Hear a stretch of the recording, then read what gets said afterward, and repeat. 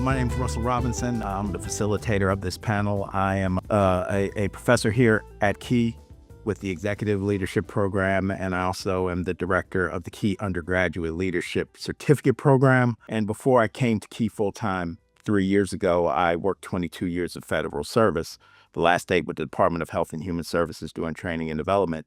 But I would often hear from 13s, 14s, and 15s that they actually didn't want to become senior executives. So with that in mind, we wanted to decode leadership a little bit. Hopefully this will be a series of conversations.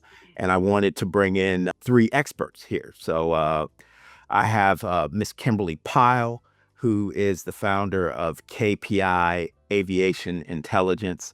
She's a retired senior executive with, I believe, over 25 years of service. Most recently, she retired from federal service from the FAA.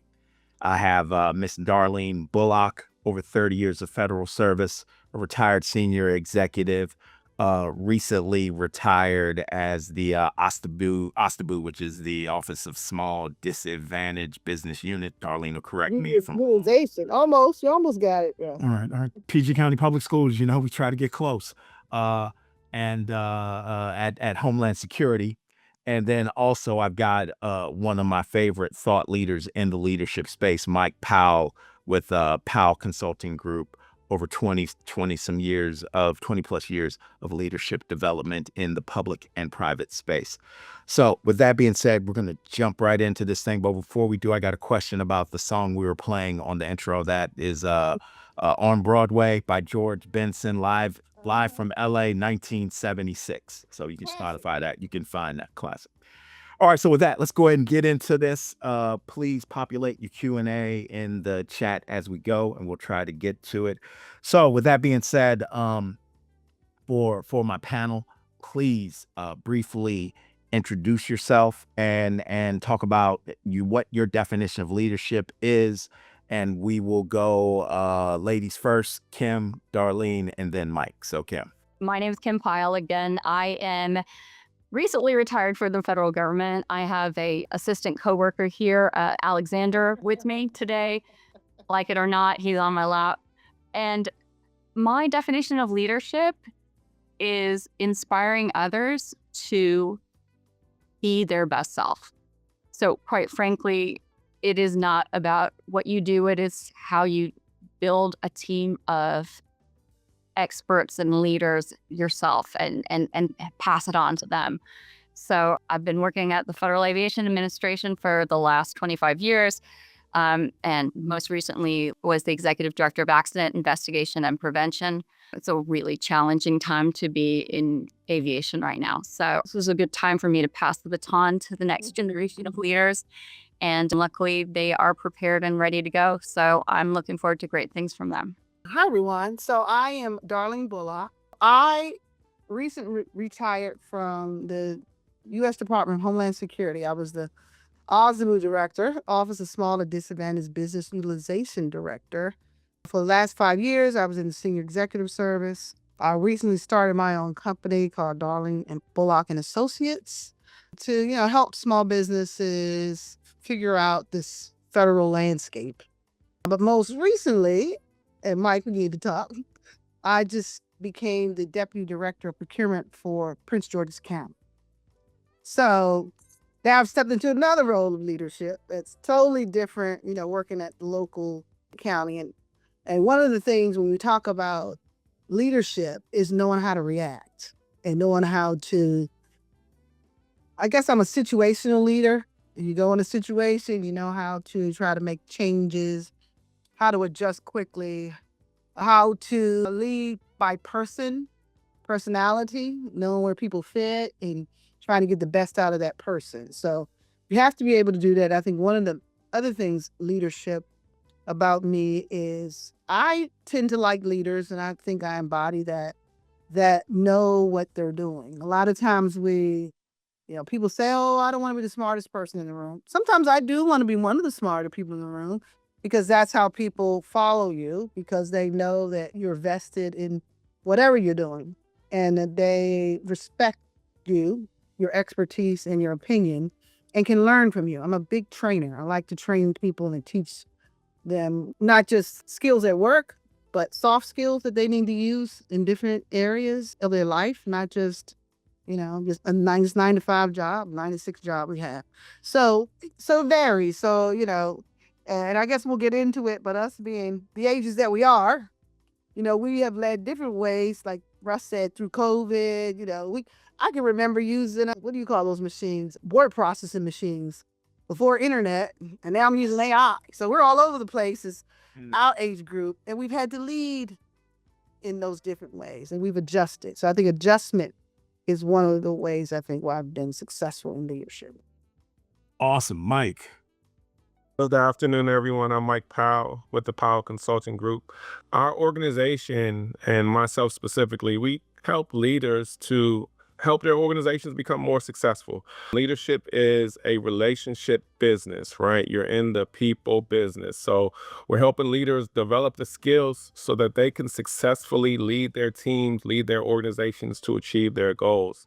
One thing that we really believe, and that I believe, is that leadership exists at every single level, right? It doesn't matter whether you're an SES or a GS9, right? You can demonstrate leadership because leadership is a function that every organization needs. Leadership does not rest within the role of one specific person. And to that extent, I believe that leadership is the capacity to imagine what needs to get done, the ability to align people around what needs to get done, and then the ability to create the environment where people are willing and able to get it done, right?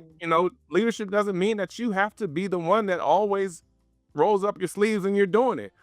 But what you need to be able to do is make sure that the people around you, the people under you, the people next to you have the things that they need in order to be successful. Sometimes that might be resources. Sometimes that might be training. Sometimes that might be skills. Sometimes that might just be a person to listen to. Right. So as Darlene says, it is situational. But at the end of the day, leadership is about how do you create the environment to ensure that everybody has what they need in order to be successful. Awesome. Awesome. All right. So now, everybody, we are actually going to delve into I'm going to be in professor mode and get in some of the class work that we do. I'm preparing for our fall cohort for our Key Masters program. Let me do the shameless plug for American sponsors. Spots are still available. Daniel should be populating something in the chat. If I could, I would give everybody a free Emerald air fryer if you sign up. But for one of my starter courses, Leadership for Key Executives, I've been looking at this research done by Deloitte, and interestingly, 2019, and it talks about the new meaning of public service leadership. And it focuses on public service leaders need to be creative, more resilient, operate in a space where there are blurred boundaries, embrace ambiguity, and be able to prioritize and team build. Now, this is 2019, so it could be kind of outdated. So let me get into the question, and I'm going to start with Mike, and we'll go in reverse order, right? When you look at public sector leadership at this time, what are you seeing? What skills are you seeing that leaders need to have now that they may have not needed to have 2018, 2018? That's 7 years ago. Yep. Thank you. So the biggest thing that I've seen, and I won't say it's necessarily new, but I think it's a really more emphasis on the ability to adapt to change. Things are changing so fast, not just in terms of the federal government and the way work gets done, but just the type of people that you're working with. I remember when I started doing this work, the biggest conversation was around the generations in the workplace, right? And there were 4 or 5 different generations at a time, and all the different things that kind of came along with that. But now we're not just dealing with that. we're dealing with different setups, arrangements. You have people working from home. You have people who are remote. You have people who come in certain days in the week. And so, as a leader, how do you build a team? How do you build the chemistry? How do you build the energy around a team when we barely even see each other? We barely know each other. We barely have relationships with each other. How do you build a team where, on Monday, our team looks like this, and then we get some memo, we get an order, and that number is reduced in half? And we still got to get our work done. And as a leader, I still have to figure it out. And so, that ability to adapt to change isn't anything new, but I think the things that are changing are the things that we really have to be paying attention to. The technology, the way that people are showing up, and the things that people are bringing into the workforce with them, right? We'll talk about resiliency, the mental health, all of that stuff that we're all dealing with in different ways. People aren't just showing up just to get a paycheck anymore. People are showing up because they want to feel a certain type of way. They want their workforce to kind of contribute to not just their pockets, but also to their sense of well-being, because when they leave the office, it's no telling what they might get. There's no telling what they're going to experience. And so they're coming with some expectations that my organization is supporting. And a lot of the leaders, that's what they're challenged with, is how do I kind of bring all of these people together, all the stuff that they have, and create this environment where we can get them to all show up and do the right thing and get aligned under that same vision. So I think that adaptability to these new challenges is the biggest challenge that leaders are facing these days. All right, Darlene. Yeah, I mean, I agree with Mike. I think to add to that, I think one of the things you talked about is creativity, right? And so, and also doing more with less. Where we at with that, right? More with less is, we used to throw the phrase around, oh, we're going to do more with less people. They're really doing more with less people, or even not even doing what they're supposed to do with a certain amount of people. We're going to talk about public service. Let's talk about it, right? So if we're talking about the federal space, this is significant. I mean, you had 1,300 individuals rifted State Department the other day, right? Yeah, whole entire offices is leaving. And Mike's point is correct. You might have seen these people yesterday, and then now everybody who you had a work life, family-like relationship is gone. And I think I made this comment on one of your other things, broadcast you did, Russ, was that we have to understand that affects people and how they work. It's like losing a family member almost. When someone goes, immediately is gone, that you talked to for 20 years or 15 years. You saw that person every day, even if it was on Teams now, right? Now you don't have that person anymore. So when we talk about, Mike touched on, just these feelings at work, and this camaraderie at work is gone, and it's difficult. And I won't lie, it was hard during COVID, and it was hard, especially now with whole offices being annihilated, and you may be the only one left, or it's just the two of you. And Nancy used to bake the great cake; she's gone. Or I know Sally had 2 small kids; she doesn't have a job anymore. How do you, as a manager, deal with that? And those are real life issues. And I think there's difficulty in giving you an answer about that, because nobody knows. Nothing like this has ever happened. So the leaders now in these federal offices really have to, public service in general, have to really figure out how to do that. Acknowledge it, that it exists. You got to acknowledge that Sally's gone. She can't make the cakes anymore. Or the young lady with the 2 kids got riffed. We cared about her. Where is she at? How is she doing? You have to acknowledge that is an issue within your office, community, whatever. And then how do you now move forward, or your group moves forward? So it's a lot of things. COVID, and I'll just want to add one last thing Mike touched on, is lifestyle. You have, what is it? All these different generations, they expect different things. They don't want to. I'll give you a good example, and I'll say this. I had an intern one time, and this may be just particular of him. He was offended when his name wasn't first in an email. I've never seen that before. So I had to say, well, okay, this email is for the group, but if it's directed toward you, okay, I understand that, and I'll try to make that adjustment when I think about to do that. Some of us would have never thought that that was offensive. It's all these different things that we have to worry about nowadays, right? And so lifestyle is one where some people will quit. I don't need this job anymore. I'm gonna go do something else. Oh, you all don't have telework? I'm out. I can't do Teams. I have to be on the camera on Teams all the time. Yeah, you do when we have a meeting. No, that's not for me. So it's a lot of things that have to be discussed and adjusted. And as a leader, you have to, sometimes people don't like the decisions that you make. Yeah, everybody has to be on Teams when we have a meeting. Every time you meet with, you need to do that. Those are hard decisions that have to be made. And leaders make those decisions. People may not like them, but when you explain the why, I'm a big person about the why.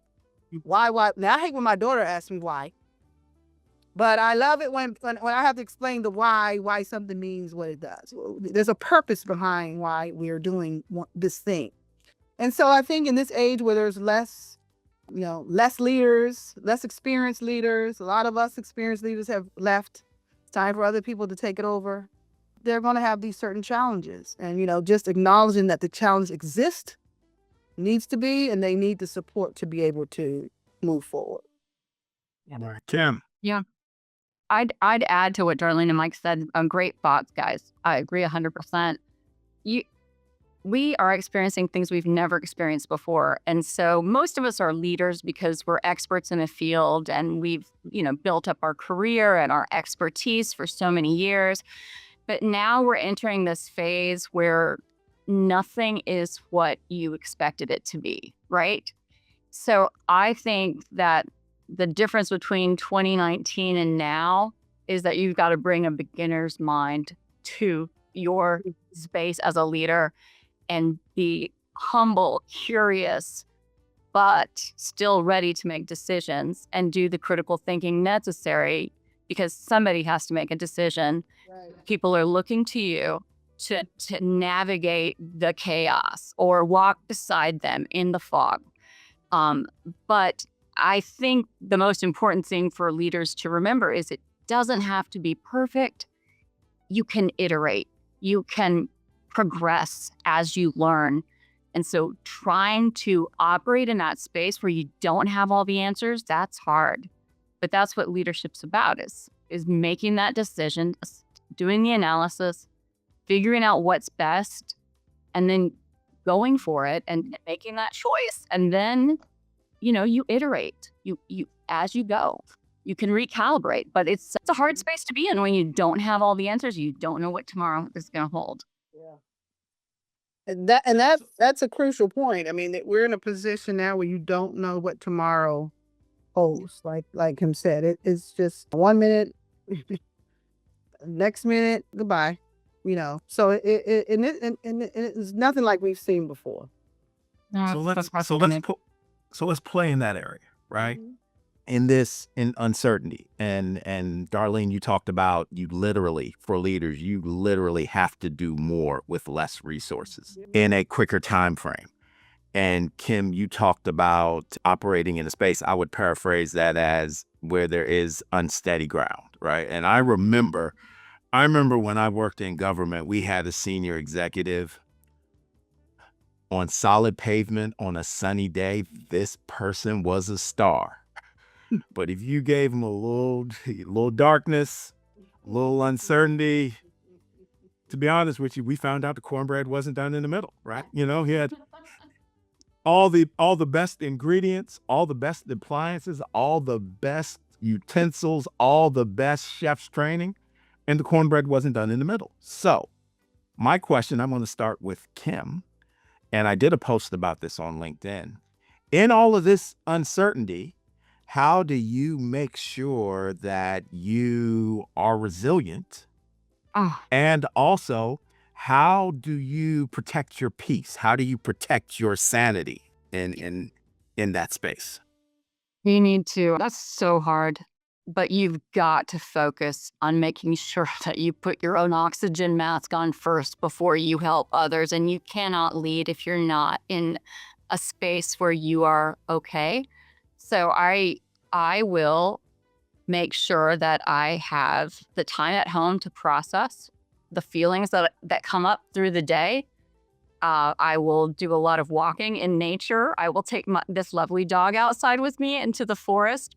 But really, it's about getting centered yourself and taking care of yourself and getting the self-care that you need so that you can show up as your best self the next day and not, stressed Kim my former employees, they know exactly what that's like to come to work and to have a leader who's anxious or stressed or concerned is a whole different experience than somebody who is present and fully there to scan the horizon and make decisions based on what is actually in front of them and not what some perceived fear.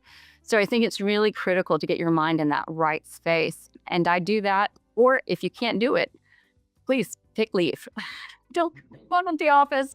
That way, if you need a mental health day, take a mental health day. But I think it's really critical before you try to lead others that you are kind and show up as your best self. I don't know, Russ, did that answer your question? Yeah, it did. I think, I think this is the part that rarely gets talked about, right? There was some research by Eagle Hill that just talked about over 50% of civil servants are burnt out. And Yeah. what we know when we drill down on the data is at the middle manager level. So I'll say your 13s and 14s, burnout, depression, it's all there in its complexity. If you go up to that tier 315 or an SES, there's not a lot of research, but in my space teaching, and Kim is one of my students, that's like the CEO of a small company. And we know there's a lot of research on CEOs and loneliness, right? Especially as you get into women and women of color where they may not have that automatic mentoring system. And I think before I hand it to Darlene for her answer and then Mike, I'll say I looked at the new ECQs that were put out by OPM and, let me put my professor hat on. Okay, let me take politics out. There's some decent stuff here, right? We've been talking about SES reform for a while, but this aspect that we are not getting into understanding that people who have lost their entire team or they may have lost their purpose have to navigate that at an individual level, and then they have people under their span of control who are looking to them. So yes. So Darlene, how do you maintain your sanity, protect your peace, make sure that your cornbread is done in the middle? Well, I will, you kind of touched on it a little bit, but I will come with a different perspective because the odds of it, I was the first Black woman and the first woman to be an Algebra director at Homeland. So I could do nothing but succeed. I'll put it that way. Is there stress on that? Yes. So I have to do the best I can do. I have to be the best all the time.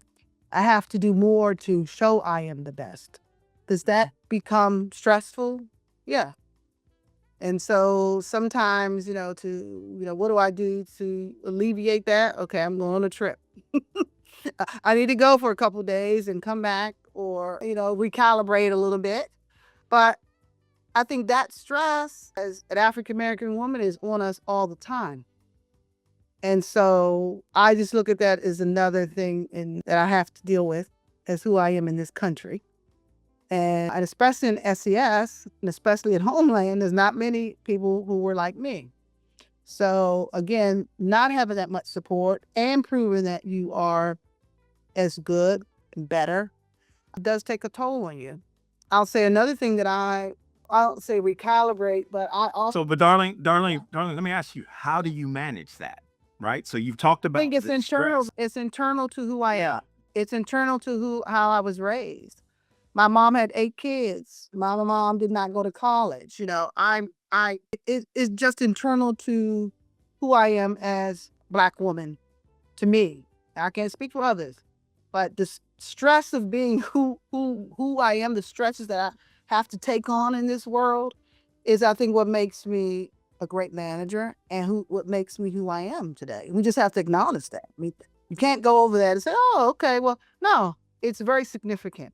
And I think because we're under it's this stress and we have to prove who we are all the time, it does become stressful, but it does, I think, make me, what has made me, I will say, a great manager, someone who fights for my people. You know, I tell people all the time, I'm not throwing you under the bus. When we get in that room, I'm going to get you. But you never have to worry about that in front of other people that I've displayed that. And so I think it's just the extra pressure of being a woman, for one. Women always have to do more. Being a Black woman, too, as an executive in this government, is stressful. And so but it's not much different than what I've been accustomed to for all these years of my life, personally and in other ways, and you know, not just as a leader. So I do have to say that because that is what has created me. And so I have to, that's part of my leadership and how I lead the way I do. Mike, I'm going to ask you the question a little different, right? So you are Powell Consulting Group, and you have a group of senior executives who do not look like the predominant culture of where they are. How would you advise them to protect their peace and their sanity? Yeah, so thanks. Like Kim and Darlene both said, I'm a big proponent of any kind of self-care habits, practices that are healthy, right? Are healthy is the big thing, because sometimes we can do things that feel good for us, but they aren't good Not for us healthy. in the long term, right? So Right. I'm a big advocate of healthy self-care practices, whatever that means for you. But one of the biggest things that I've worked with, you know, my team and also the leaders that I spend time with is being able to set boundaries, around their personal lives, their professional lives, you know, making sure that people are aware of what their boundaries are, making sure that they're clear on, what is too much for them, and what does that look like, and how do you communicate that? The other thing that I know about senior leaders is we get promoted because of a skill that we have, but that skill isn't the same skill that we need in order to be successful as a leader. And so part of understanding our boundaries is understanding that, yeah, I'm good at this, but I don't have to drive myself crazy trying to do it. My skill set now needs to be delegating to other people. My time now needs to be spent making sure that I'm clear on what everybody else is doing, so that when I'm following up, I'm ensuring that it's getting done. So I'm not just delegating responsibility and I'm walking away, right? It doesn't mean that. It does mean that I don't have to do it, but I am going to put some systems and some processes in place so that we can check back in to make sure things are getting done. That doesn't mean that I have to do it myself, but it does mean that I have to be aware of it. It has to be on my radar so that I can empower my people to do the things that they need. So I think the big thing is setting up those boundaries so that I know what I need in order to be successful. People know what I need in order to be successful. And then we can all work together so that they have the tools and they can be empowered. And I don't have to feel like I have to do everything on my own. So let's delve into this, factoring in time. So if you have questions for the queue, if you have questions, please drop them in the Q&A. We'll try to get to them before we finish. If not, we will make sure that we will respond to you on the back end when we share the webinar. Interesting thing to follow, kind of pivot, but follow up. And I'm going to follow up on what you just said a little bit, Mike. Here for all of my classes, my student age range is 17 to 63, right? So I have, I guess, 5 generations of the workforce, baby boomers to Gen Zs. There are a lot of differences, but I think the place where I drill down a lot between my first year, my second year students, I'm 56. So the Gen X, SESs, 15s, 14s, 13s. Common space is the need to build relationships, right? It's more than just getting the work done. So Mike, I want to come to you and then we'll get to the ladies. Can you talk about the importance of building relationships in what you do, and why it would be valuable to someone who would say, I've just been hired to deliver X. I've just been hired to deliver these results, or I first got into leadership solely on my basis to deliver results. I never knew there was a need there was a need to understand the value of building relationships. Yeah. Does that make sense, Mike? Yep, absolutely, absolutely. So again, I believe that leadership is a relationship business, right? If I'm going to lead Darlene or Kim or Russell or anyone, how can I lead you if I don't know anything about you? If I don't know what you're here for, if I don't know your why, if I don't know your turn-ons, your turn-offs, if I don't understand like how we can best work together, how you like to be communicated to. I remember I was working with a leader a few years ago, and this was in the early to mid 2000s, and we were transitioning into a more automated environment where this leader was using track changes and was not aware of how to use track changes and was very much, let's everybody get in the room and put our heads together. And her team was a younger team, and they're like, we have this technology and we're using track changes, and she just did not want to get comfortable with track changes. And so I sat down with her and we did some coaching around, just leadership and relationships. And I helped her understand the benefit and the value of track changes.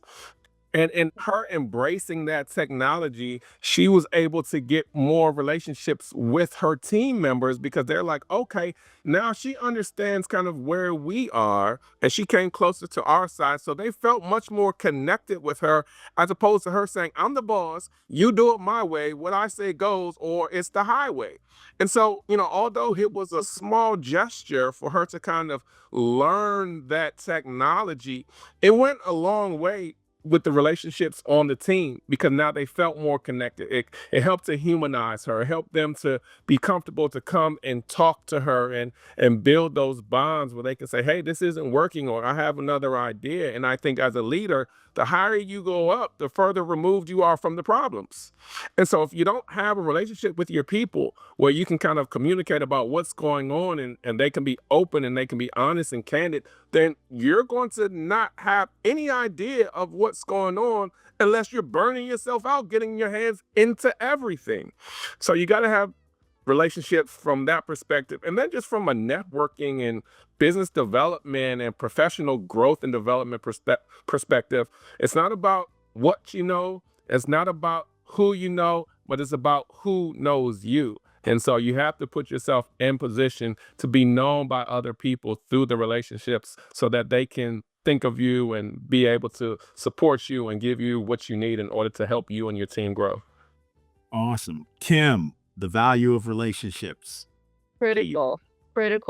But I think what Mike was saying was insightful in that if they don't know you, they can't connect with you. And so you have to be a little bit vulnerable and transparent and share who you actually are for people to actually connect with you. Otherwise, they're connecting with a picture or a resume or something else. But speaking of vulnerability and transparency, my computer's not charging right now. So I've been looking for a power cord for the last 15 minutes. That's why I keep leaving the screen. But anyway, this is the joy of not having tech support. I think the bottom line is that we just have to be real, and we have to show up, and we have to listen. And again, learn about the others, because connecting with other people is how we make things happen, really, truly. It's not one person sitting by themselves in an ivory tower. Anyway, I think my power is going to about leave me. So if I missed you guys, I'll come back. We'll leave the light on. We'll leave the light on for you. Where is it? All right, so Darlene, let me give a little context for you before I ask you the same question, right? As the Ostabu at DHS, I saw you had posted about your scorecard results, right? And I'm sure you please share a little bit about that. But someone may look at that as like, wow, she is getting amazing results. But now tell me about the relationships that are going on behind the scenes that people don't know about. What's the real, right? Well, it's, because it's just not you demanding get these results. So talk to me No, about the it's not. relationships So behind the scene. I'll talk about that. So I posted it today, but I post it every fiscal year. So I posted it today because that was the last scorecard that I was responsible for. It was fiscal year 24 before I retired. They're always a year later, a couple months after the end of the last fiscal year. So again, DHS received an A under my watch, but like you said, that doesn't happen just with me.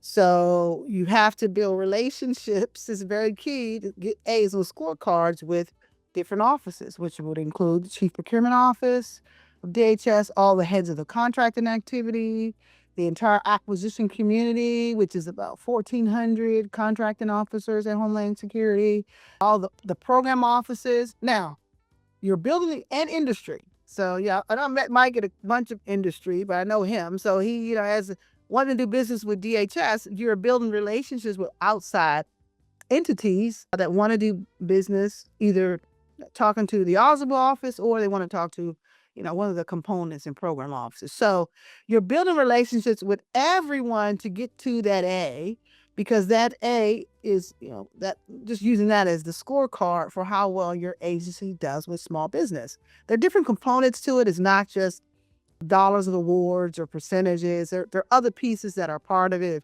And I would encourage anyone to look at the scorecard to see. That'll probably be the last one you see like that, with the changes that are coming or that had happened at SBA. So the 2024 scorecard is significant, but it takes, it takes a village, right? It takes a village to try to get an A. It's not just me, but the standard that we put in place, the processes that the OSMU puts in place, the coordination with the heads of contracting activity. They're the contracting officers. I used to be one years ago. I wasn't that one now. It wasn't in the last few years. So they are the ones that have to know the small business rules and respect it, and respect small business and respect the rules. And so, I used to do a lot of training, hundreds of people would come to the training because they wanted to learn. We're building a relationship in the training class. I teach it just like I'm talking now, slides, and ask me any question you want to, because you're going to get the answer from me. So there takes a lot of relationships and a lot of people to pour into that A. And so a lot of different offices doing that. And so you cannot do that without industry, without small businesses being successful, without us wanting to use small businesses and different socioeconomic groups, women-owned businesses, veterans, service-disabled veterans, hub zones, the 8A program, and, making sure that, I've articulated that to the individual who was my direct report. I reported to was the deputy secretary of the department, but I worked with the chief procurement office. So you have to build those relationships up, sideways, down, to make sure that you're successful. Awesome. All right, so here's what we're going to do. I'm going to ask a last question of Kim and Darlene because I want to get to the Q&A. And Mike, I'm going to bring you in for the first Q&A. Okay. So ladies, try to limit your answer to one thing and in 1 minute. If you go back to when you first became a supervisor or a team lead, let's say you ran into that person today, based on what you know now, what is the one, please do not give me a data dump. What is the one piece of advice you would share? Let go. Kim first. Let go. I tried to control everything when I was that age, and you've got to let go, because other people have great ideas and they'll bring them to the space if you give them space. Okay. Darlene, your one thing. Yeah, I would say for me, acknowledging performance more. I thought it was something you're supposed to do, and not giving people their flowers that you've done a great thing separate from it's part of your performance, acknowledging them that way. So I do that more now. I've done that, but when I was a first supervisor, I probably critique myself with that. You're supposed to do it. Why do you need anything extra? Now I know that means something. And so years later, of course, I've incorporated that, but I would say that. Awesome. Awesome. All right. So let's get to the Q&A. If you have questions, please populate them in the Q&A. We're going to get to what we can get to till 1. And if you have a hard stop, we'll respect that. If you can hang back a little bit more, we'll do a Trevor Noah behind the scenes, between the scenes for whoever's here. So the first question, I'm gonna go with Mike. How do you support your peace and sanity during the day? My boss, who took Vera, took a midday walk every single day. What are other ways to do this before it's needed or in the moment that it's needed? That's excellent. So for me personally, y'all are probably going to laugh at me, but I work from home. I have a team that is out in the field, and so I have a little bit more flexibility than most, but I'm a huge proponent of naps. Like a 30-minute nap for me, like it's like my superpower. I can fall asleep for 30 minutes and I can go for the rest of the day. So that works great for me. But I think, for most people who may not have that kind of environment or that flexibility to do that, that's why I talked about boundaries is blocking out that time of day, whenever that time is for you, to do, whatever it is that energizes you, right? That helps to refresh you, whether it's going outside, whether it's going to lunch, if it's, running some errands, one less thing you got to worry about when you get home, whatever that thing is, you have to block out that time and really guard that time preciously, because, people will be like, well, come on, this is really important. Nope, I can't do it. Like this is my time. I mean, I know there are going to be times when, you have to be more flexible, but by and large, I try to block out my time. I have a power hour. I get up at 5 in the morning, from 5:30 to 6:30. That's my quiet time.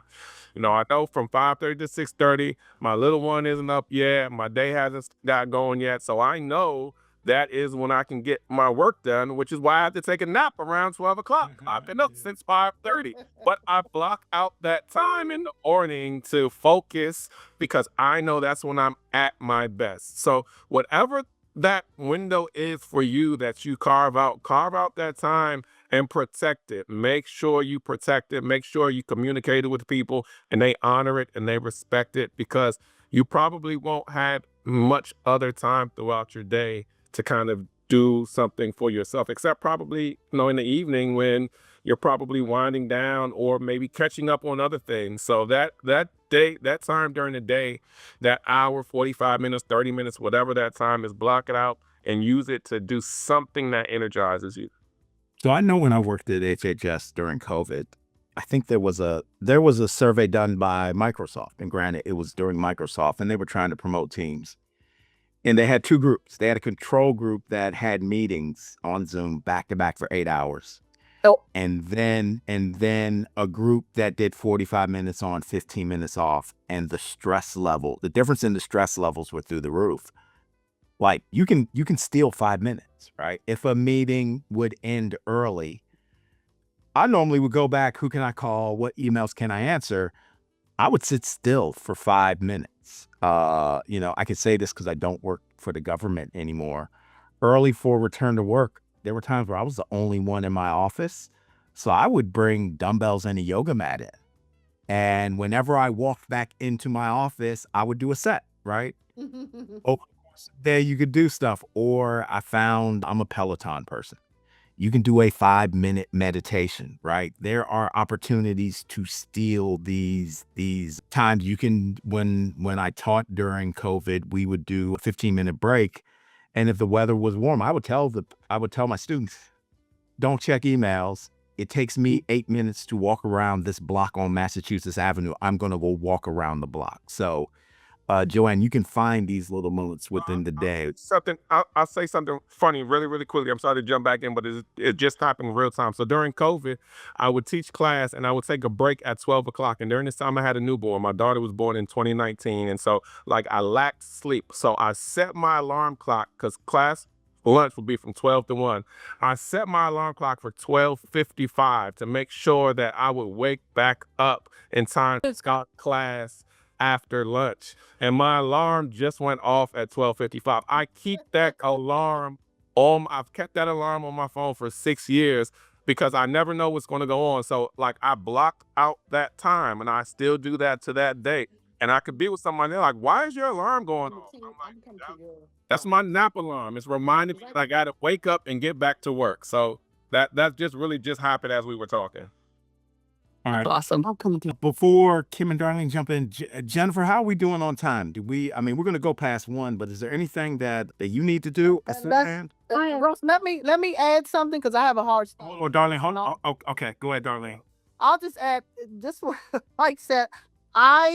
It's funny you mentioned that study because I used to have meetings back to back to back to back. I finally had to say, I do not take any meetings before 9:30 and 12 to 1.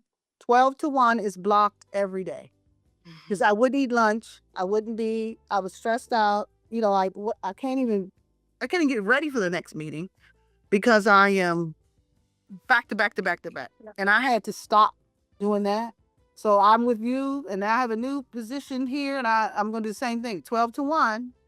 Unless it's the county executive or my boss, make it at 1 o'clock or 12 or 11:30. I need that 12 to 1, like you said, just to sit, get me something to eat, reset, get ready for the next meeting. But as leaders, you have to do that. Even if, I got to go use the bathroom. Sometimes it wasn't even time to use the bathroom because I got a meeting right after each other. I'm like, come on.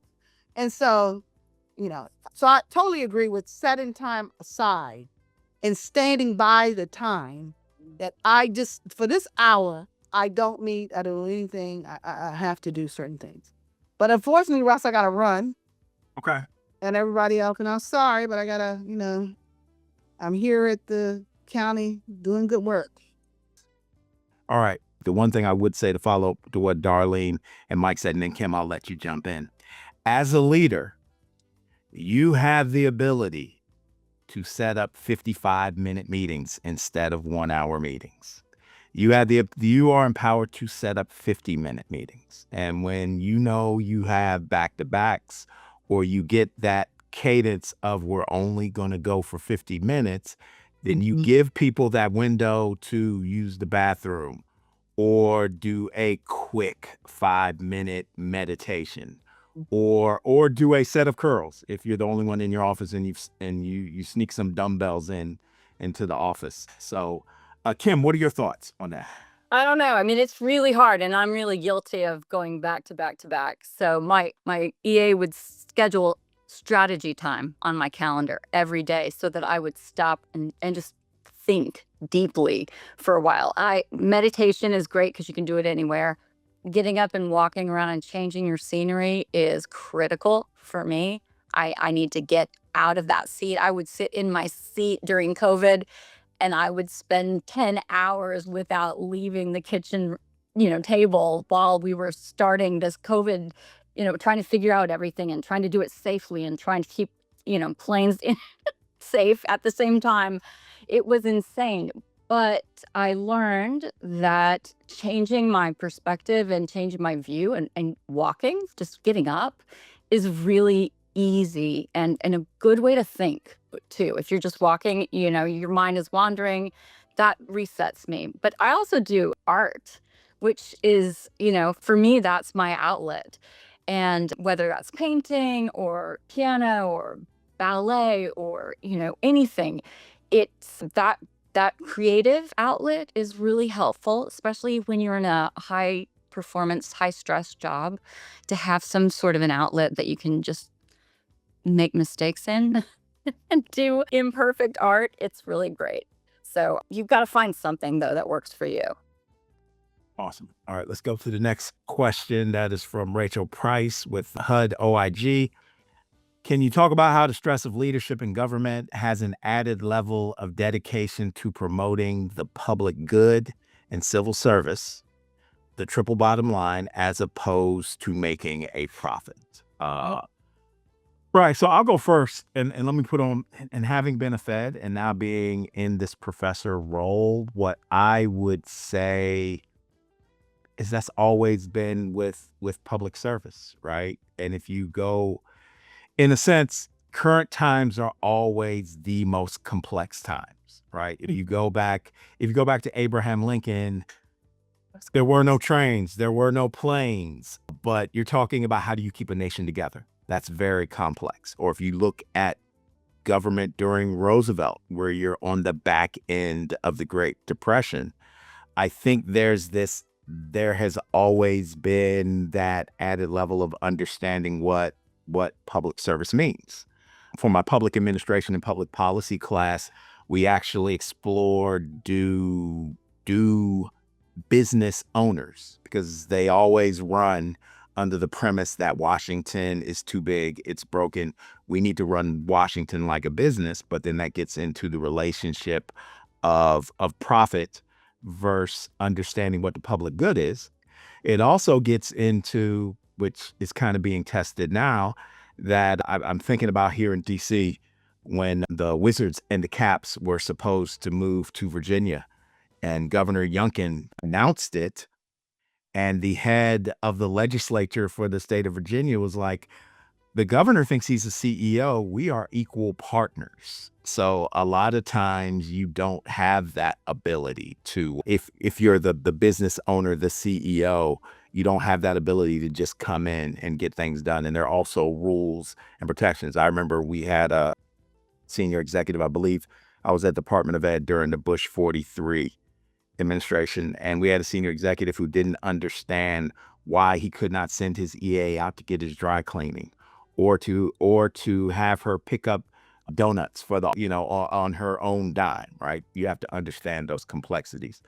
There's always been that pressure. It's a little heightened now because from a system standpoint, the president, similar to his three predecessors, but at a more extreme level, is trying to reinterpret the role of the executive branch in the three-headed monster between the executive, the legislative, and the judicial branch. But those positions have always been there. Mike or Kim, either of you want to jump in?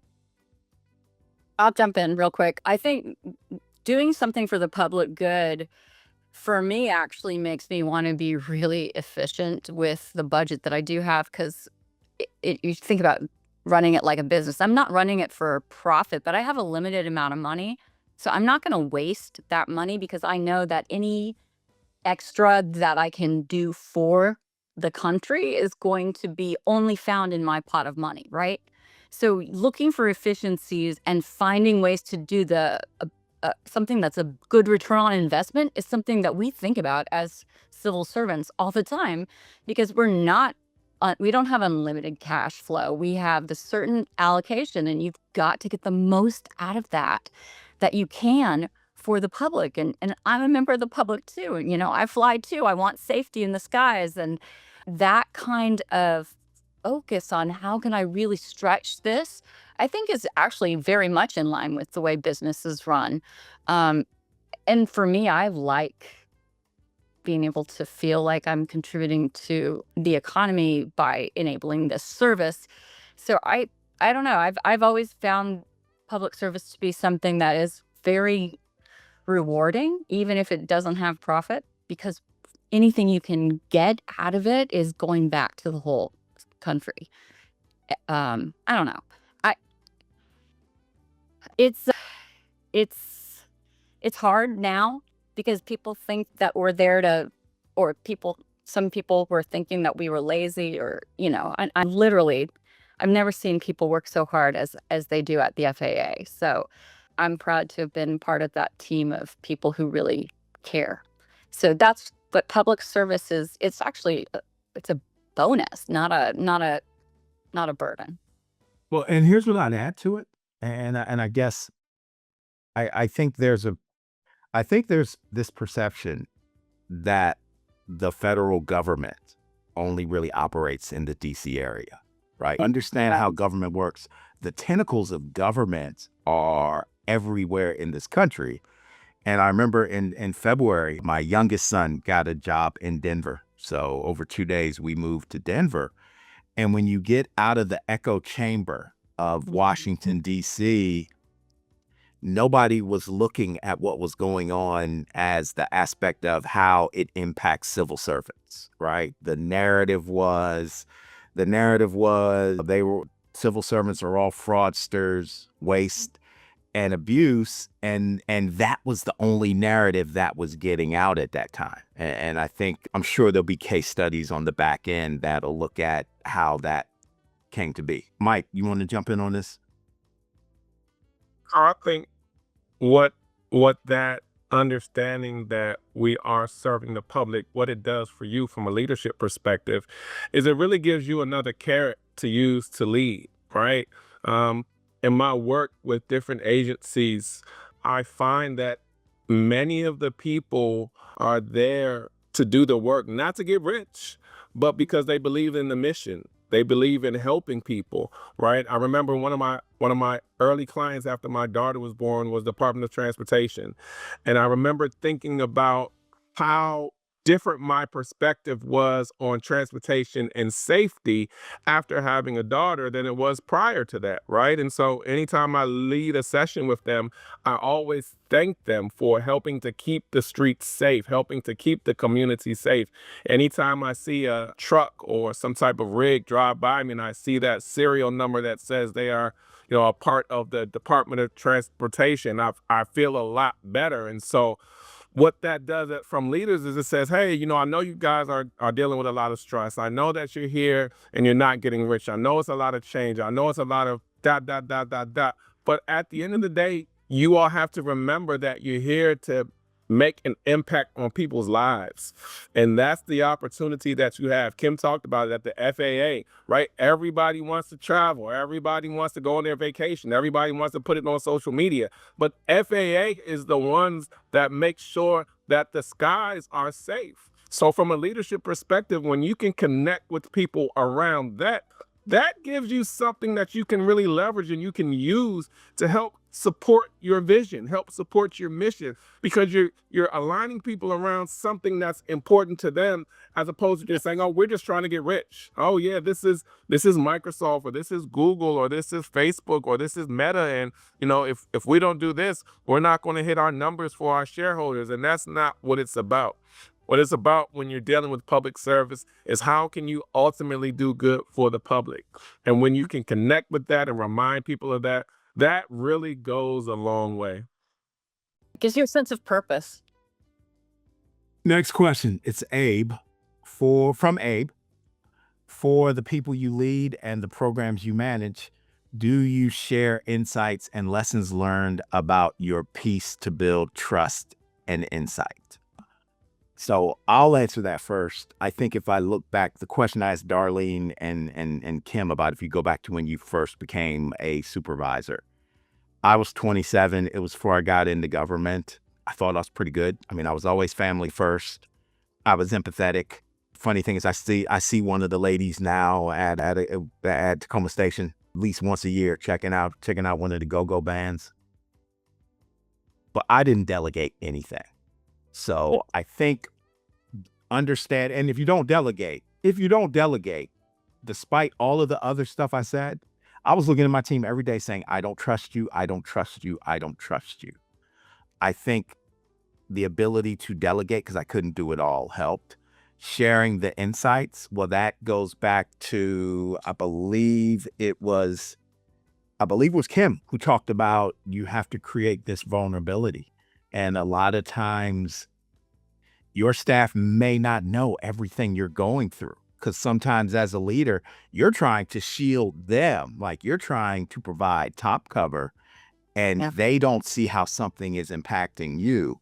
So I would say, and for me, I found, as Kim knows and Mike knows, I'm a big proponent of check-ins. Check-ins at the individual level, check-in at the group level.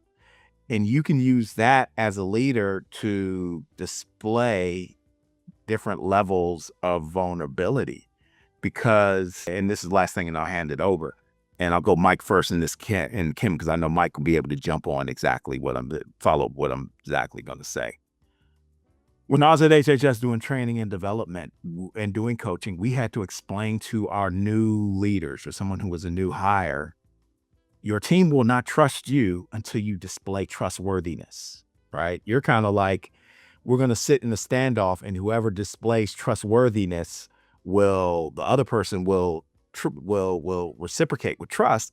But as the leader, it's your responsibility to step into the space that you're trying to create and be the vulnerable one and be the one who exhibits trustworthiness. So Abe, I think that vulnerability, sharing your journey, and also delegating and turn stuff over to them, as a leader, you're responsible for the why and the what based on the experience level of the people on your team.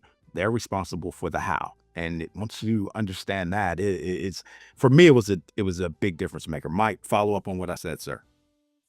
So I think leaders, especially, middle managers, is probably the hardest level of leadership in any organization. But, whatever level you are, I think leaders have that responsibility to kind of translate what's happening at the top and drive it down to, where the folks who are doing the work are actually executing. And so, the ability to understand, to communicate, but also kind of provide the nuances, provide the insights, provide some of the context, right? What I say leaders should always do is give people context and meaning, right? Help them to understand the big picture. If I'm delegating to you and I'm just saying, hey, this is what I want you to do, and this is how I want you to do it, then I'm not freeing you up to be creative on your own and to maybe come up with a solution that's even better than mine, or maybe you and your coworker can come up with something that's even better than what you could do on your own. And so, providing that insight, providing that context helps people to see the bigger picture and say, okay, this is why we're doing it. Here's some of the background. So let me think about it from this perspective, or let me see a solution from this vantage point that I may not have seen before, or that me as a leader, I would not have been able to see. But it's a lot. I create that opportunity in that environment by giving more information than less. And I think sometimes as leaders, what we try to do is we hoard information and we use that as power. And we're scared that if we give that up, we take something away from ourselves. And it's really the opposite. The more that we give people, the more that they can think and be creative and do something with it. And all that does is it makes us look better. And so, we're really helping them to help us. So, giving that kind of information and insight is really helpful. And to jump on that wagon, Russ and everyone, I do have to give some insight and some context on me. I have a 1:30 that I need to run to as well. So I'm going to listen into Kim's response, and then I'll need to sign off as well. Well, this has been so much fun. Mike, I'm so glad I got to spend today with you on virtually. And Russ, it's awesome to see you again. I'll just say that one of the best things you can do as a leader is to have somebody's back and give them headroom. Give them the space to explore, to try, to fail, and to keep trying. And then if you have their back, if you are providing them the cover that they need to be creative, they will come up with brilliant solutions that you never would have thought of. And that is what I saw over and over and over again in my career at FA, is when I said, I got your back. Do whatever you believe is right, and check in with me if you have questions, but I got your back.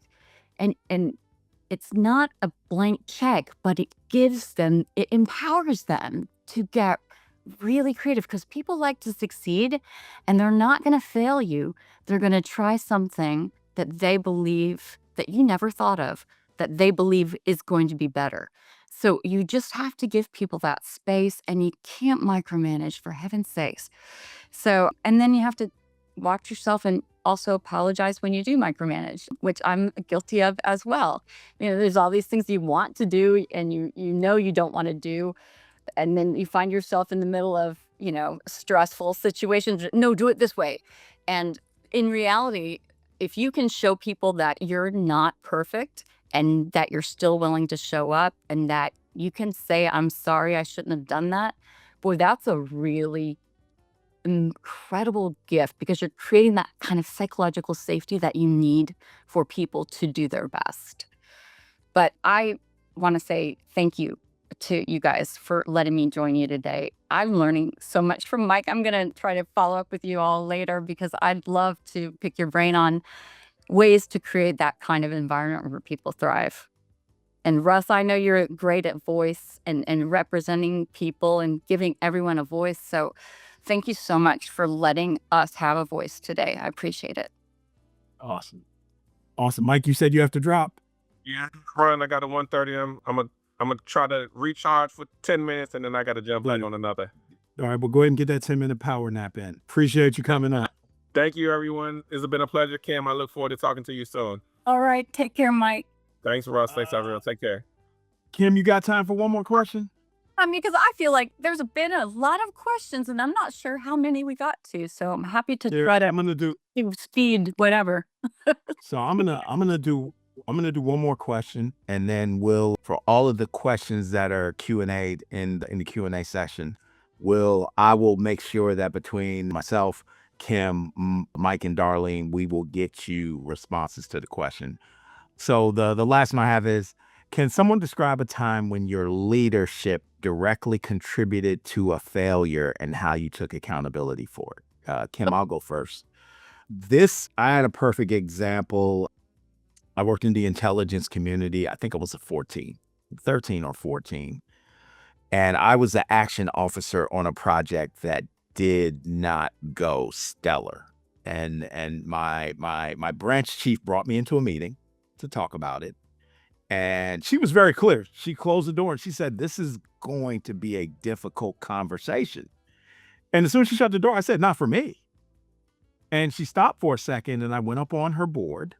And if you're envisioning this, imagine vertically the letters A, B, C, and D, right? And I said, "I am the action officer. I am point D. You are the last stop before the CFO. You are point A. My supervisor and his supervisor are C and B." And I pointed their arrows, the B and C arrows, to the right, and I pointed her arrow to the left. And I said, the challenge with this process is I'm not clear what you want, right? Because your two levels between you and me are pointing in a different direction than you are. And I said, look, this is real simple for me. When I'm not being provided clarity by my leadership, I go in the direction of the person who does my performance review. Because I'm going to give him what he wants. And she was like, because if he's not giving me what I want, that's not on you. And I was like, yes. So the default for me is also, like, you have to understand the process. Trust is important, because if you have trust and if you have check-ins and if you have vulnerability, you can have that conversation a different way. Mm-hmm. And that wasn't a bad relationship. We just hadn't built that psychologically safe space that Kim was talking about, to the point where I thought she and I eventually got to be. But in that case, then I grounded everything either in the process, or I would ground the process in, on this day you told me you wanted X. I gave you X. Why are you now asking for Y? And then in that scenario, it's not really me not being accountable. It's holding you to your different levels of accountability. And before I hand it over to Kim, I will tell you, from my research thing is employee voice and employee engagement. One of the big challenges for employee engagement, or lack of engagement as a workplace, is lack of role clarity, task clarity, or job clarity. Kim, please jump in with your 2 cents. I'm trying to just pick one time when my leadership contributed to a failure. Well, we'll take a commercial break and come back with like the other 13. But give us one now. I mean, I remember I was working on this all hands. Well, my team was working on an all hands that I was going to speak at, and they were very excited about it. And they had done all this prep work. And I came into the auditorium. This was the day before the all hands. And I just was so hypercritical about some of the aspects of the work. And I didn't even think what it must feel like to be on the receiving end of my critique. And after that was over and I saw their faces kind of fall, I felt terrible. So I actually went back and I apologized. And I think that, I failed there because I didn't receive what they were bringing with an open mind. I received it in, here's how I would do it. And this is what I want. And I think that is a failure of leadership to not be more open-minded when you're getting something done. I have made so many mistakes in my career, but I've learned from them. And so when I do make a mistake, trying to address it and trying to look in the mirror and say, what can I do differently next time, is the first step. And then taking the actions to do something different is the next and very critical step. You just can't reflect. You have to then start practicing what's different. Yeah, there's a lot of things I've messed up on, but in reality, you just got to keep trying and you just got to keep showing up and do your best. And somebody's going to have your back if you do it right. All right. Thanks, Kim. So I think we're going to wrap this here. And again, the goal for me putting this together, and before I get going, for the people that are still left, it'll be on the on demand. I had some great speakers here. So I want to thank Kim, Mike, and Darlene. Here's QR codes so you can, and mine also, so you can get to our LinkedIn page if you want to follow up, ask questions.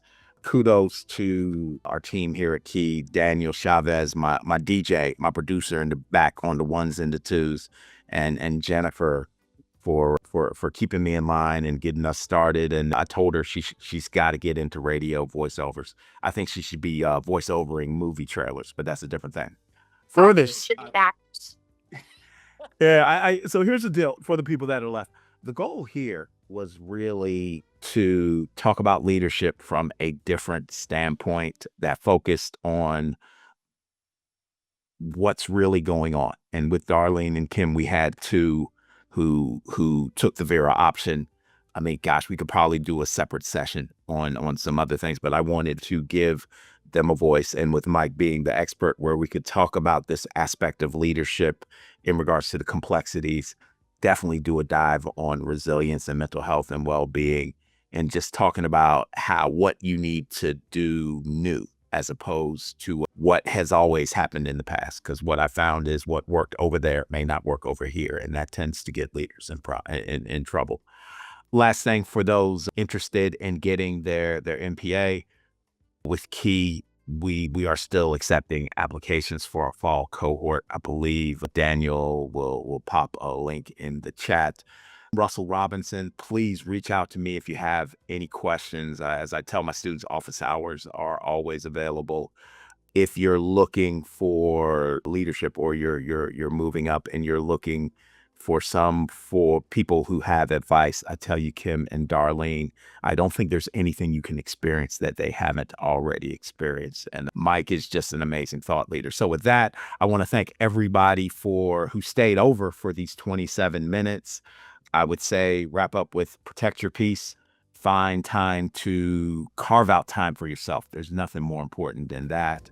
Look at where you can build relationships, and definitely take the time to create psychological safety and explore your vulnerability. So with that being said, we'll call it a wrap. And thank you, everybody. Have a great Wednesday.